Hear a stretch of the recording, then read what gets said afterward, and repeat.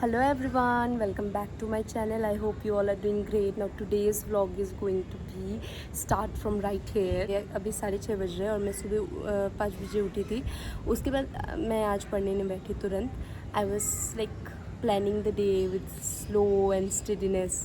I thought of doing some sort of self-care today, and then I will start with the day. Like I will start with my study slot. So सुबह का जितना भी काम था मेरा हो चुका है almost, and अभी I was combing my hair यहाँ पे छत पे आके, एंड आई थॉट कि अभी व्लॉग स्टार्ट कर देते हैं. So today's vlog is not at all planned one, it is a random one, and I am going to show you the productive day in my life. So if you are an aspirant, you are most welcome to my channel. तो यहाँ पे अभी मैं start करने वाली हूँ अपना first study slot, जो कि होगा स्पेक्ट्रम से. तो मैं आज मुझे खुशी हो रही है बहुत ज़्यादा, क्योंकि मोस्ट प्रोबेबली मेरा ये स्पेक्ट्रम आज ख़त्म हो जाएगा. So I will be showing you कि मतलब ये मेरा कैसे कितने दिनों में ख़त्म हुआ. ऑलमोस्ट ये मेरा पहला रीडिंग था पूरा स्पेक्ट्रम का. उसके बाद मैं दोबारा सेकंड रिवीजन दूंगी. ऐसा नहीं कि मैं रख दूंगी अब इसको साइड में, इसको मैं रिवीजन पे डालूंगी और फिर मैं आपको बताऊंगी सेकंड टाइम रिवीजन में मेरा कितना टाइम लगा. सो यस, अभी आज मेरा ख़त्म होने वाला है स्पेक्ट्रम. उसके बाद मैं आज ट्राई करूँगी 5 आंसर राइटिंग लिखूँ, 5 लगातार टाइमर लगा के. सो ये भी मैं आपको करके दिखाऊँगी, फिर चेक भी करेंगे अपना आंसर. सब कुछ will be there in the study blog. So yes, video को ज़रूर आगे तक देखना. तो अब मैं घर जाती हूँ और जाके स्टार्ट करती हूँ और आपको दिखाती हूँ, ठीक है. Look at this view, the sun is just about to rise. कभी कभी लगता है कि अगर सुबह जल्दी उठ जाओ तो नेचर आपको रिवर्ट करती है ऐसे मोमेंट्स के साथ. इट्स सो काम, सो पीसफुल, एकदम फ्रेश स्टार्ट लग रहा है. और इसी फ्रेश स्टार्ट के साथ मैं अपना पहला स्टडी स्लॉट शुरू कर रही हूँ. Today I picked up spectrum, and guess what, आज मेरा लास्ट सेशन है with this book. UPSC aspirants के लिए स्पेक्ट्रम या लक्ष्मीकांत जैसी मोटे मोटे किताब पे पढ़ना is not a big deal, but मुझे ये बहुत ज़्यादा बिग डील लगता है, क्योंकि मुझे बहुत डर लगता था इन दोनों बुक से ही. और पॉलिटी तो फिर भी मैंने पढ़ा था, बट स्पेक्ट्रम को मैंने कभी इस बुक को टच नहीं किया. मैंने अपने नोट से ही हमेशा पढ़ा था, and which was a blunder I would say. तो इसीलिए ये रिपीट, मुझे मिस्टेक दोबारा नहीं करना था. सो इसीलिए मैंने जैसे तैसे इस बार इस बुक को उठाया था, एंड फाइनली आई कम्प्लीटेड. आप देख सकते हो थोड़े पेजेस पीछे के हैं, तो आप उस पर मत जाओ. पीछे मैं मतलब ऐसे करके पढ़ती थी कि कभी आगे से तो कभी पीछे से, जब मेरा जैसे मन करता था ऐसे कर करके मैंने ख़त्म किया है पूरा मॉडर्न हिस्ट्री. उसके बाद मैं करने बैठ गई अपना हिंदू एनालिसिस. मेरा हो गया था मॉडर्न हिस्ट्री का कुछ ही, मतलब लाइक 1-2 चैप्टर्स बचे थे, वो मेरा हो गया था. तो यहाँ पे I was having my breakfast. उसके साथ साथ मैं अपना हिंदू एनालिसिस का वीडियो देख रही थी. पहले मैं खुद ही हिंदू न्यूज़पेपर पढ़ती थी, लेकिन उससे क्या होता था कि जो एडिटोरियल सेक्शन था वो तो मैं पढ़ के अपना अंडरस्टैंडिंग अच्छा बना लेती थी, जिससे कि क्या होता था कि वो मेंस के लिए हेल्पफुल है. लेकिन प्रीलिम्स के लिए मेरे से हमेशा छूट जाता था पॉइंट्स, क्योंकि वो जो चीज़ें दी होती है उससे एक्सट्रैक्ट करके न्यूज़पेपर से हमें गूगल करना होता है, फिर हमें उसके बारे में जानना होता है, उसके बारे में फैक्ट्स निकालना होता है. So it is a bit time consuming one, और मुझे ये चीज़ें मुझसे नहीं होती थी. इसीलिए मैंने फिर सोचा कि एक बार में मैं एक कोई लेक्चर ही देख लूँ, वीडियो ही देख लूँ, जिसके थ्रू मेरा वो सब कवर हो जाएगा. खैर, अब मेरा वो हो चुका था हिंदू एनालिसिस. उसके बाद वो 1 घंटे का था. उसके बाद आई थॉट ऑफ आज तो मेरा मतलब हिस्ट्री ख़त्म हुआ, तो अभी मैं मतलब थोड़ा सा लाइट से स्टार्ट करूँगी. जैसे कि मेरे छोटे छोटे सब्जेक्ट्स हैं, एग्रीकल्चर, फिर डिज़ास्टर मैनेजमेंट, वो जो GS3 का पार्ट था, छोटे छोटे टॉपिक ज़्यादातर GS3 में कवर है.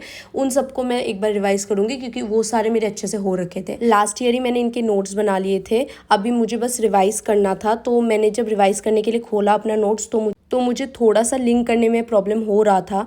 तो मैंने सोचा ओल्ड वीडियो फिर से खोलूँगी और वीडियो देखूँगी तो टाइम कंज्यूम ज़्यादा हो जाएगा. इसको रिवाइज़ करने का एक अच्छा तरीका हो सकता है, मैंने राइट स्मार्ट क्लास जो है शिविन सर का, वो निकाल लिया था, और उसी के जो क्वेश्चंस वो बता रहे थे उसी के थ्रू मैं अपना रिवीजन कर रही थी.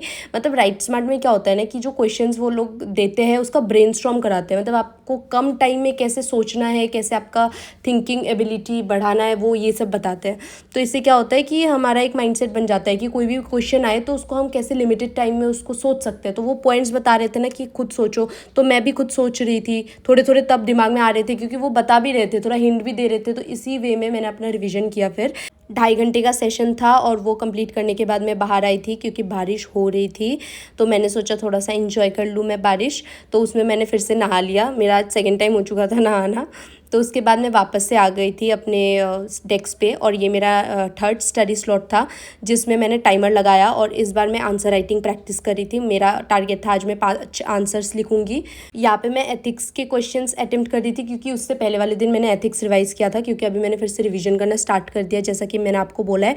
और मुझे नवंबर तक ट्राई करना है कि मेरा मेंस पूरा ओरिएंटेड सब कुछ खत्म हो जाए। क्वेश्चंस मैंने अपने लॉस क्लास में जो कंडक्ट कराए गए थे वहाँ से लिया था, वो पीडीएफ्स मैंने डाउनलोड कर लिया, वहाँ से मैं क्वेश्चंस देख रही थी और खुद अटेम्प्ट कर रही थी। क्योंकि लास्ट ईयर मैंने खुद सर के साथ तो तब कर ही लिया था लॉस क्लास, जो लाइव क्लासेस हुआ था, तो अभी मैं फिर से सेकेंड टाइम कर रही हूँ, तो मैंने अभी सोचा खुद ही कर लेती हूँ। तो उसमें क्या होता है ना, लॉज में आपको टाइमर दिया जाता है प्रॉपर, और मतलब उसी लिमिटेड टाइम में आपको करना पड़ेगा कैसे भी करके, and it is really very hectic, but बहुत मज़ा आता है, ट्रस्ट मी, करने के बाद तो बहुत अच्छा लगता है।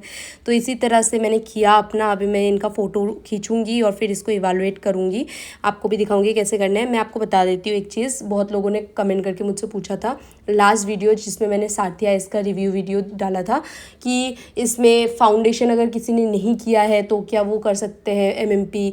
तो देखो, मैं एमएमपी प्लस जो है वो टोटली मेंस ओरिएंटेड है, तो आपको पूरा मेंस रेडी करता है, और उसके लिए अगर आपका फाउंडेशन क्लियर नहीं है तो साथिया इसका एक फाउंडेशन बैच भी है, तो आप वो ज्वाइन कर सकते हो फाउंडेशन वाला, अगर आपका फाउंडेशन क्लियर नहीं है। और अगर आपने फाउंडेशन कर रखा है तो आपके लिए ये एमएमपी बेस्ट होगा, तो आप एमएमपी प्लस में जा सकते हो, जिसमें आपको लॉज मिल जाएंगे, राइट स्मार्ट क्लासेस होंगे, उसके बाद आपको असाइनमेंट्स मिलेंगे, पीवाईक्यू डिस्कशन होगा, फिर क्लासेस भी होंगी जिसमें आपको सबके अच्छे अच्छे कंटेंट मिलेंगे और समझाया जाएगा। लिंक मैंने डिस्क्रिप्शन बॉक्स में दे दिया। इनका 2026 का बैच निकल गया है, तो आप ज्वाइन कर सकते हो चाहो तो। और अगर कुछ भी और डिटेल इन्फॉर्मेशन चाहिए तो आप मेरा पिछला वाला वीडियो देख सकते हो, जिसमें मैंने डिटेल में सब कुछ बताया है इसके बारे में। अभी मैं यहाँ पे अपना आंसर इवैल्यूएट करा रही थी, और ये डेलवॉय वेबसाइट था जहाँ से मैं करा रही थी, और मुझे मार्क्स लिटरली बहुत कम मिले, लाइक मुझे 3 आउट ऑफ 10 मिले, सोचो इतना पढ़ने के बाद भी। यहाँ पे फिर मुझे फीडबैक भी दिया गया कि मैंने क्या मिस आउट किया है, सब कुछ मुझे डिटेल में बताया गया कि मैंने कहाँ कहाँ पे वेग डेफिनेशन दिया है, एकदम जनरलाइज डेफिनेशन दिया, कंक्लूजन मेरा कितना जनरल था, मैंने कुछ स्पेसिफिक कीवर्ड्स यूज़ नहीं किए, तो सब कुछ मुझे बताया गया। सो मैंने उसका फिर रेफरेंस लिया और नोट डाउन किया अपना साइड में, ताकि नेक्स्ट टाइम मैं ये मिस्टेक्स फिर से ना दोहराऊँ। कोई बात नहीं, इम्प्रूवमेंट फिर से होगा। इस वेबसाइट में जाके आप अपना प्रीलिम्स का मॉक टेस्ट भी अटेम्प्ट कर सकते हो, और पीवाईक्यू टेस्ट भी होता है जो कि टाइमर लगा हुआ होता है, तो उसमें आप जाके पीवाईक्यूज भी सॉल्व कर सकते हो। टेक्स्ट बुक की तरह ही होता है लगभग, और फिर आप अपना खुद का क्वेश्चन भी जनरेट कर सकते हो। तो या यू कैन सी, मैं इसका भी लिंक आपको डिस्क्रिप्शन बॉक्स में दे दूँगी। अगर आपको ये परचेज़ करना है तो अगर आप रेफरल कोड एस्पिरेंट ऑरा डालोगे तो आपको डिस्काउंट भी मिल जाएगा। तो यहाँ पे मैं अपना एथिक्स फिर से पढ़ रही थी। ये मैंने नोट्स निकाल लिया था, साथिया इसका ही नोट्स था जो उन्होंने कंटेंट प्रोवाइड किया था, पीडीएफ्स का मैंने प्रिंट आउट्स निकाल लिया था। तो अभी मैं इसी बुक से रिवाइज़ कर रही थी, क्योंकि मेरा गलत हुआ था बहुत सारी चीज़ें एथिक्स में, तो मैंने सोचा कि मुझे और ज़्यादा रिविजन की ज़रूरत है। मैंने कल शैलो लेवल का रिवाइज़ किया था, तो यहाँ पर मैं प्रॉपरली अब पूरे डेफिनेशंस को पढ़ रही थी। मेरे स्पेलिंग्स भी मिस्टेक हुए थे यार, उसमें मुझे मतलब शो किया, तो वो स्पेलिंग्स भी मुझे मतलब करेक्ट करने पड़ेंगे। कुछ मतलब थिंकर्स के नाम मैंने गलत लिख दिए थे, तो इससे तो अच्छा मतलब आप नाम ही मत लिखो, अगर मतलब स्पेलिंग आप गलत लिख रहे हो तो बहुत गंदा इंप्रेशन पड़ेगा। मेरा शाम का टाइम था एक्चुअली जब मैं पढ़ने बैठी थी, क्योंकि बीच में मैंने थोड़ा सा ब्रेक लिया था, लंच करके फिर थोड़ा सा रेस्ट किया था, उसके बाद ही मैं पढ़ने बैठी थी। तो इस स्लॉट के बाद मैं अपना मैथ्स करने लग गई, क्योंकि मैथ्स प्रैक्टिस में करती हूँ अपने CSET के लिए, वो मुझे इंप्रूव करना है, एंड आजकल मुझसे सॉल्व हो रहे हैं चीज़ें, तो मुझे बहुत अच्छा लग रहा है। पहले तो मतलब एक क्वेश्चन भी मुझसे सॉल्व नहीं होता था, लिटरली मुझे वीडियो का सहारा लेना पड़ता था। अब ऐसा नहीं होता, मैं खुद ही बुक से करती हूँ सॉल्व, एंड ये सब कुछ क्रेडिट जाता है अगर RS अग्रवाल को। लिटरली वो बुक ने मेरा बहुत हेल्प किया है, उससे मैंने क्वेश्चंस किए थे बेसिक, और अब मुझसे मतलब नॉर्मल जो CSET लेवल के क्वेश्चन है वो भी सॉल्व हो जाते हैं।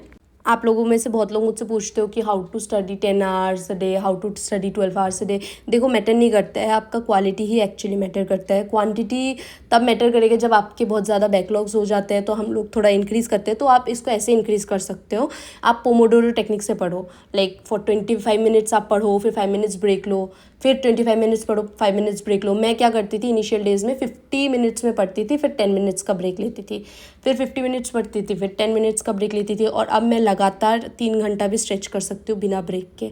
तो ये होता है धीरे धीरे कंसिस्टेंटली प्रैक्टिस के बाद। तो ये आप ट्राई कर सकते हो। पोमोडोरो टेक्निक से टाइमर लगा दो अपना सीधा लैपटॉप पे या कहीं पे फ़ोन पे और पढ़ते जाओ। देखना बहुत आपको पता ही नहीं चलेगा आपने कितना लंबा टाइम तक पढ़ लिया है। फिर आप सोचो कि अच्छा इतना भी हम स्ट्रेच कर सकते थे, सच में होता है। And yes that's it for today. I hope you like this video. अगर अच्छा लगा तो लाइक शेयर सब्सक्राइब करना। Will see you in the next vlog. तब तक के लिए बाय।